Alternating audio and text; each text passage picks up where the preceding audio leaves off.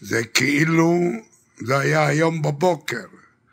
דינה ויהודה חברים, ואני חושב, הזוג הכי צעיר, הכי יפה שהיה בשכונה, הם לדעתי נולדו כבר כזוג ביחד. ילדה קטנה חננית שגדלה מול עיניי, ממול אצל השכנים. באחת הפעמים מיני רבות שביקרתי את חברי יוסי ואלי, נתקלתי בחיילת צעירה שהגיעה לחופשה, והוקסמתי ממנה עד מאוד. לאחר שיחה בינינו הסכמנו להיפגש. מבלי שאחיה ידעו. כן, כן. כמובן, שמעתם את סיפור המשאית הגזים המפורסמת. אני נזכר בשנות ילדותנו שגדלנו יחד בשכונת הגפן, מסיבות במועדון הגפן, שבתות בחוף הים בחיפה, ושטויות בשכונה. יהודה, זכורה לי ההפתעה אותו יום, כאשר ראיתי אותך במדי קורס טייס, זה היה נפלא ובלתי מוצג בעיניי. אתם הייתם זוג סודי מאוד.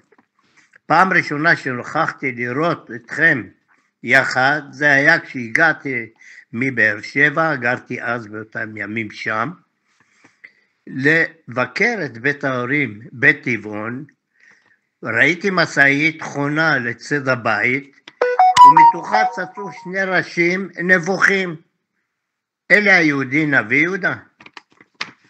נוכחתי לראות שאתם בזוגיות, הופתעתי ושמחתי מאוד.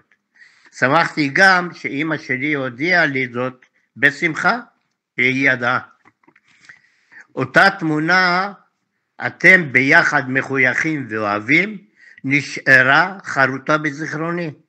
היא הייתה עדות לאהבה אמיתית ולקשר העמוק ששורשיו נטועים בחברות ארוכת שנים. באחד המפגשים אמרתי משפט כזה: אם ממשיכים להיפגש, אני ברצינות לחתונה.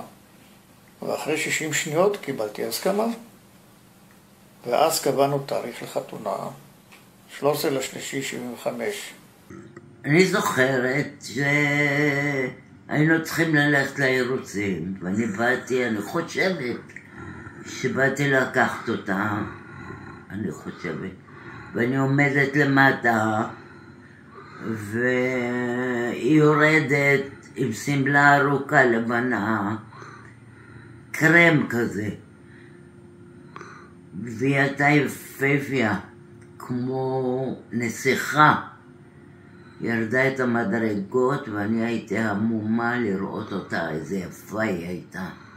תתלבשי מהר, אנחנו נוסעים לחתונה של אחותי. אמרתי לו, אבל אין לי מה ללבוש. יוסי שלף מהתיק שלו סמלת מקסי ארוכה ורודה. אמר לי, קחי, תתלבשי, לקחתי מאחותי דינה.